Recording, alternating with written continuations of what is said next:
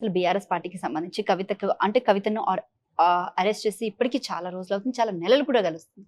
ఇప్పటికే బెయిల్ రాకపోవడానికి గల కారణాలు ఏమై ఉంటాయి? ముందుగా మనం ఒక మహిళ ఒక ఆరోపణలు ఎదుర్కొంటూ చాలా స్ట్రాంగ్‌గా ఇప్పటికీ కూడా అంటే తన ప్లేస్‌లో ఇంకెవరు ఉన్నా కూడా ఇంత స్ట్రాంగ్‌గా ఉండేవాళ్ళు కాదు. ఇన్ని ఆరోపణలు ఎదుర్కొంటూ కూడా మొదటి నుండి తన కుటుంబంలో ఒక గారాబంగా పెరిగినటువంటి ఒక మహిళ గత 4 నెలలుగా జైలు జీవితాన్ని అనుభవిస్తూ ఎన్నో అవమానాల్ని, ఆరోపణల్ని ఎదుర్కొంటూ కూడా స్ట్రాంగ్‌గా నిలబడినందుకు ముందు కవిత గారికి హ్యాట్సప్ చెప్పాలి. 4 నెలలు ఒక మహిళని జైల్లో పెట్టాల్సినంత అవసరం లేదు. ఎందుకంటే మనం ఈ కేసు చూసుకున్నట్లయితే ముఖ్యంగా ఈ లిక్కర్ స్కామ్‌కి సంబంధించి చూసుకున్నట్లయితే A1గా కేజ్రీవాల్ ఉన్నారు. అది తెలిసిన విషయమే. మరి కేజ్రీవాల్‌కి 2 సార్లు బెయిల్ ఇవ్వడం జరిగింది. అయితే మళ్ళీ బెయిల్ ఇచ్చినా కూడా తాత్కాలికంగానే ఎలక్షన్స్ రూపంగానే ఇస్తున్నారు. ఇక్కడ కేసు పూర్వాపరాలు చూస్తే ఈ కేసుకి సంబంధించి కవితని ముద్దాయిగా చెప్తున్నారు కానీ ఇక్కడ కవిత నేరం చేసినట్టుగా ప్రత్యక్ష సాక్ష్యాలు లేవు. ఎవరైతే కవిత అనుచరులు ఉన్నారో వాళ్ళని మన శరత్చంద్రారెడ్డి కావచ్చు, రాఘవరెడ్డి కావచ్చు, వీళ్ళు ఇచ్చిన వాంగ్మూలాన్ని ఆధారంగా చేసుకుని ఇప్పుడు కవిత మీద కేసు పెట్టడం అనేది జరిగింది. మరి వాళ్ళు ఇచ్చిన వాంగ్మూలానికి కరెక్ట్గా ఆధారాలు ఏంటి? ఇప్పుడు మన బీజేపీ గవర్నమెంట్ గురించి చూస్తున్నాం. కేంద్రం ఏం చేస్తుందంటే తమకు అనుకూలంగా లేని వాళ్ళ మీద కేసు పెట్టి వాళ్ళని ఇబ్బందులు పెడుతున్నటువంటి సిచ్యువేషన్ దేశవ్యాప్తంగా కూడా కనిపిస్తుంది. ఈ సందర్భంలో ఎవరైతే వాంగ్మూలం ఇచ్చారో శరత్చంద్రారెడ్డి కావచ్చు, రాఘవరెడ్డి కావచ్చు, వాళ్ళు నిజంగానే చెప్పారు, నిజాలే చెప్పారు అని ఏంటి నమ్మకం? ఇలా కరెక్ట్గా ఆధారాలు లేని ఆరోపణలతో అరెస్ట్ చేశారు కవిత గారిని. అరెస్ట్ చేస్తే అయితే మనం తాత్కాలికంగా కేసీఆర్ గారిని బెదిరించడానికి రాష్ట్రంలో బీజేపీ బలపడ్డానికి, ఎందుకంటే దక్షిణ భారతదేశం లాంటి రాష్ట్రంలో బీజేపీ నిలబడడం అనేది అసాధ్యం అన్నటువంటి సందర్భంలో ఈ రోజుకి కొంతవరకు బీజేపీ పుంజుకుంది అంటే బ్యాక్గ్రౌండ్ బీజేపీ చేస్తున్నటువంటి పాలిటిక్స్. ఈ సందర్భంగా కవితను అరెస్ట్ చేశారని అనుకుంటే ఇన్ని నెలలు తనని జైల్లో పెట్టాల్సినటువంటి అవసరం లేదు. అందులోనూ ఒక మహిళ తన ఆరోగ్య సమస్యలు ఎప్పటికప్పుడు తను చెబుతూ ఉన్నప్పటికీ కూడా తన ఆరోగ్యం బాగోలేదని చెప్పుకుంది. అందులోనూ తమ పిల్లల యొక్క ఎగ్జామ్స్ ఉన్నాయి, తన యొక్క అవసరం ఒక తల్లిగా తన అవసరం, తన బాధ్యత పిల్లలకు ఉంది అని చెప్పినా కూడా పట్టించుకోలేదు. కనీసం మానవీయ కోణంలో కూడా ఆలోచించలేని పరిస్థితిలో ఈరోజు కేంద్రం ఉంది. దీనికి కారణం కవిత గారు నేరం చేశారు అనే దానికంటే ఎక్కువగా బీజేపీ అభద్రతా భావంలో ఉంది అని చెప్పడం కరెక్ట్.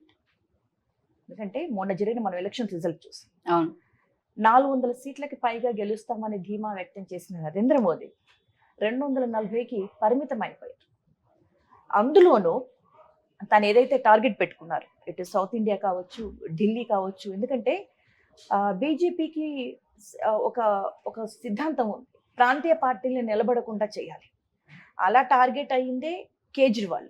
ఎందుకంటే భారతదేశంలో ఎదుగుతున్న పార్టీలు, భారతదేశంలో ప్రజల యొక్క మెప్పు పొందుతున్న పార్టీలు, ప్రజలు కోరుకుంటున్న పార్టీలు, అటు ఆమ్ ఆద్మీ అంటే ఇటు బీఆర్ఎస్ పార్టీ.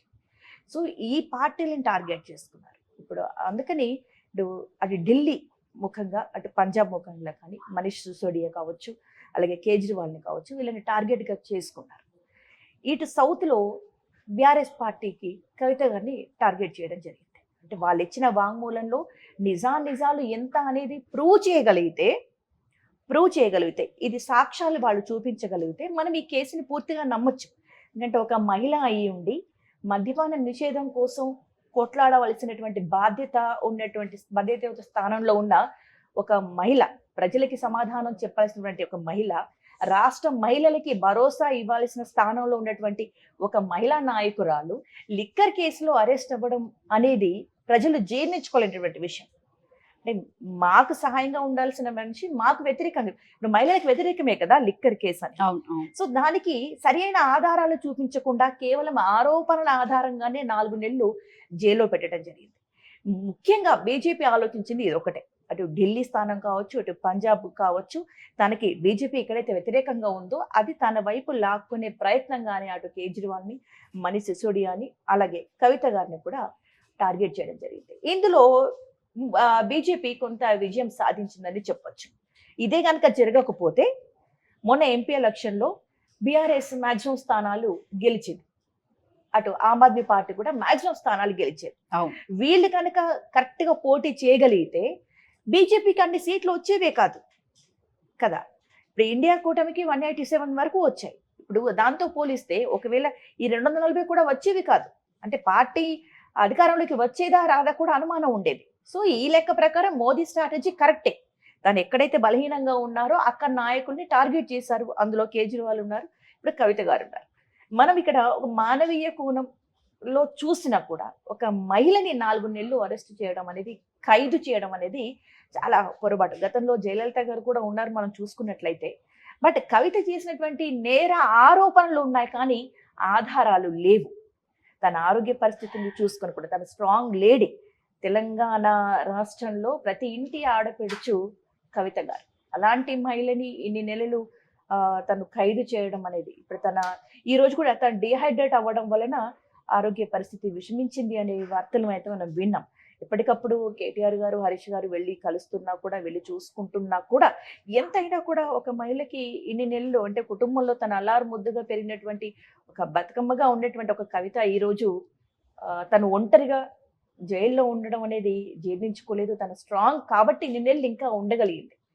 మరి చూడాలి, కనీసం ఇప్పటికైనా కేంద్రం మరి ఆ ఆరోపణల్ని ఆధారాలతో సహా బయటపెట్టి ఈ కేసుని ఇంకా స్ట్రాంగ్ చేసి కరెక్ట్ ఒక స్టేట్మెంట్ అనేది ఇస్తుందా, లేదా ఇప్పటికైనా కూడా జరిగిన తప్పు, ఎలక్షన్స్ అయిపోయాయి కాబట్టి ఇంకా ఇప్పుడు బీజేపీకి ప్రాంతీయ పార్టీల మీద ఇప్పటికిప్పుడైతే వాళ్ళకి టార్గెట్ లేదు కాబట్టి మరి అది ఆలోచించి ఆ కవిత గారిని రిలీజ్ చేస్తా అంటే బెయిల్ మీద వదిలిపెడతారా అనేది చూడాలి.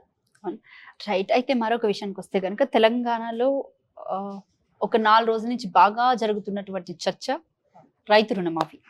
రేపు 18వ తారీఖున, ఎల్లుండి 18వ తారీఖున రైతు అకౌంట్ లో ఆల్మోస్ట్ ₹1,00,000 వరకు జమ చేస్తున్నారు ప్రతి ఒక్క ఖాతాకి అని చెప్పేసి చెప్తున్నారు.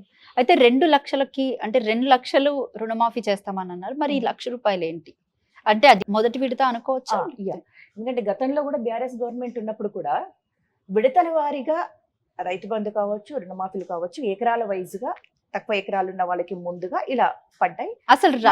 అసలు రేవంత్ రెడ్డి ఎలక్షన్స్ లో చేసిన మెయిన్ ప్రచారం ఏంటంటే రైతు రుణమాఫీ బీఆర్ఎస్ గవర్నమెంట్ అసలు చేయలేదు. ఇక్కడ ఇంకొక టాపిక్ కూడా తీసుకోవచ్చు. మీరు వెళ్ళి రుణం తెచ్చుకోండి, నేను అధికారంలోకి రాగానే పలానా డేట్ కు రుణమాఫీ చేస్తానని చెప్పాను. అవును. ఈ రోజు ఇచ్చిన స్టేట్మెంట్ ప్రకారం పలానా డేట్ వరకే అది ఉంది. తను చెప్పిన ఒక డేట్ ఉంది, 18th 2018 నుండి 23 9th సెప్టెంబర్ వరకు. అంటే ఈ గ్యాప్ లోనే, ఆ తర్వాత తెచ్చుకున్న వాళ్ళకి రుణమాఫీ అనేది జరగదు. ఈ విషయం అప్పుడు చెప్పలేకపోయారు.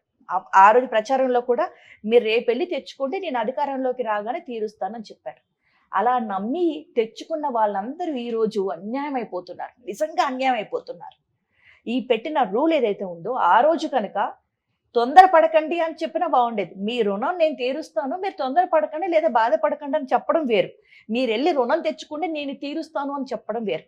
అతని భరోసా మీద ఈ రోజు ఆ చెప్పిన మాయ మాటల వల్ల గత 10 ఏళ్లుగా రైతులకి ఎంతో చేస్తున్నటువంటి గవర్నమెంట్ని కాదని చెప్పి ఈరోజు కాంగ్రెస్ని గెలిపించుకున్నారు. ఏంటి అంటే రేవంత్ రెడ్డి ఇచ్చిన హామీలను నమ్మి ఇంకా అద్భుతంగా ఏమైనా చేస్తాడు అని భావించి ఈరోజు గెలిపించుకున్నారు.